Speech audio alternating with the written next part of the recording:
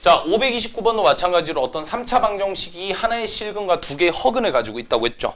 자, 그래가지고 이제 뭐 2a랑 b를 찾으라고 하는 것 같은데 일단 먼저 힌트가 나와 있는 게 실근 한 개랑 두 허근에 대한 정보가 나와 있고 두 허근이 각각 요거라고 했는데 우리가 약간 좀 의아하게 생각해야 될 게 허근은 반드시 무슨 수를 가질 수밖에 없다. 켤레 복소 수를 가질 수밖에 없겠죠. 따라서 지금 요 친구랑 요 친구는 서로 켤레 복소수의 관계에 있다는 걸 살펴봐야 돼요. 알겠죠? 그 말은 즉슨 우리가 알파라고 하는 녀석의 켤레 복소수는 알파바가 되는데 그 알파바가 2분의 알파 제곱이 된다는 거겠죠. 맞나요? 그 다음 두 번째는 마찬가지로 얘도 2분의 알파 제곱에다가 바를 씌운 게 뭐가 된다? 알파가 된다는 거죠. 그러니까 이 두 가지의 정보를 통해서 알파를 먼저 유출을 해야 돼요. 그러면 이거는 복소수 문제가 되는 거죠. 복소수 문제에서 우리가 저거 계산할 때 알파를 a 플러스 bi라 둔 다음에 정리를 해도 괜찮지만 그러니까 그거는 최후의 보류인 거야. 항상 얘기하는 거는 켤레 복소수에 대한 얘기가 나온다. 그러면 주어진 정보들을 적절하게 잘 활용을 해가지고 일단 쉽게 계산할 수 있는 방법부터 가야 되겠죠. 오케이?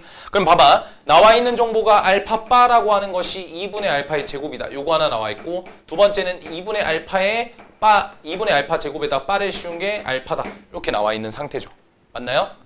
그럼 우리가 일단 첫 번째로 할 건 뭐냐면 요거부터 계산을 좀 해보면 얘는 2분의 알파바의 전체 제곱 이렇게 볼 수가 있죠. 맞죠? 그럼 여기서 알파바의 제곱은 2알파다. 이렇게 봐도 상관이 없겠죠. 맞나요? 맞죠? 그럼 여기서 우리가 뭔 짓거리를 할 거냐면 지금 현재 알파바라고 하는 게 이렇게 나와 있으니까 내가 지금 알파의 제곱 대신에 알파의 제곱 대신에 얘를 집어넣을 건데 알파라고 하는 것은 2분의 알파바의 제곱이죠. 맞나요? 그럼 알파에다가 제곱을 한 건 근데 알파가 되게끔 설정하는 게 더 이쁜데 일단 해볼게요. 요거는 4분의 알파바의 4제곱이 되겠죠. 그죠? 알파의 제곱이 얘니까 여기다가 집어넣어보면 알파의 제곱 대신에 4분의 집어넣으면 얘는 8분의 알파바의 4제곱이 되겠죠. 맞죠? 그럼 따라서 알파바는 0입니까? 0이 아니니까 소거가 되죠. 그러면 알파바의 3승에다가 8을 나눈 것이 1인데 그럼 알파바의 3승은 얼마다? 8이 되니까 어디서 많이 봤던 거죠. 얘는 오메가에 대한 얘기를 담고 있습니다. 맞나요? 그럼 이걸 통해서 알파바가 더 빨리 찾아진다라는 거예요. 알파랑 알파바가. 그럼 요거 계산해 볼까요? 요거는 어떻게 되죠? 알파바의 3승 빼기 8인데 인수분해하면 알파바 마이너스 2에다가 알파바 제곱 더하기 2개 곱하면 2알파바에다가 얘 제곱하면 더하기 4겠죠. 근데 여기서 얘가 0이 되면 알파바가 실수가 되니까 이건 모순이죠. 그러니까 얘가 0이 되면 안 되고 여기가 0이 돼야 되겠죠. 맞나요? 따라서 x의 제곱 더하기 얼마가? 2x 더하기 4는 제로라고 했을 때 그때 얘를 만족하는 실근이 알파랑 2분의 알파 제곱이다. 이렇게 되겠죠.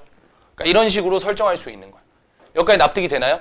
근데 지금 보시면 요 친구의 실근이 얘고 두어근이 얘라고 했거든요. 그러면 내가 이 친구를 인수분해했을 때 x의 3승 플러스 ax 제곱 플러스 bx 마이너스 2에다가 얘를 인수분해를 했을 때 반드시 누굴 인수로 가지고 있냐면 x제곱 더하기 2x 더하기 4를 인수로 가져야 된다. 이 얘기를 하고 있는 거고 그럼 우리는 실근 하나를 알파라고 잡았을 알파가 있죠. 베타라고 잡으면 얘는 x 마이너스 베타라고 두면 이렇게 식을 쓸 수가 있습니다. 맞나요?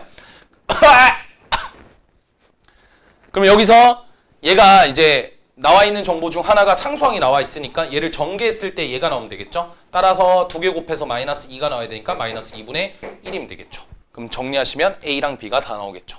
오케이? 그러니까 이 작업을 조금 생각해 줬을 때 잠깐만. 자, 내가 굉장히 뭔가 식을 복잡하게 나열하고 있는 것 같지만 솔까 말해서 알파를 A 플러스 BI라 둔 다음에 걔를 여기다 집어넣어가지고 그거 개수 비교하고 있는 게 훨씬 더 오래 걸려. 알겠지? 그러니까 얘는 주어진 형태를 가지고 뭐라고 나와 있죠? 요거랑 요거 두 개를 연립하셔서 알파에 대한 정보를 찾을 수가 있겠지. 그게 일단 첫 번째 포인트야. 그리고 두 번째 포인트는 뭐냐면 그 두 허근이 결국에 이런 방정식을 만족하고 있고 이 3차 방정식이 그 두 허근을 가지고 있으니까 얘를 인수분해를 했을 때 이런 형태가 나온다. 이것도 꼭 기억을 해둬야 돼요. 알겠죠? 그러니까 이 로직이 굉장히 좀 중요한 거니까 꼭 들고 가야 돼. 납득이 되니? 이해가 돼? 오케이? 어떻게 하는지 알겠어? 할 수 있지?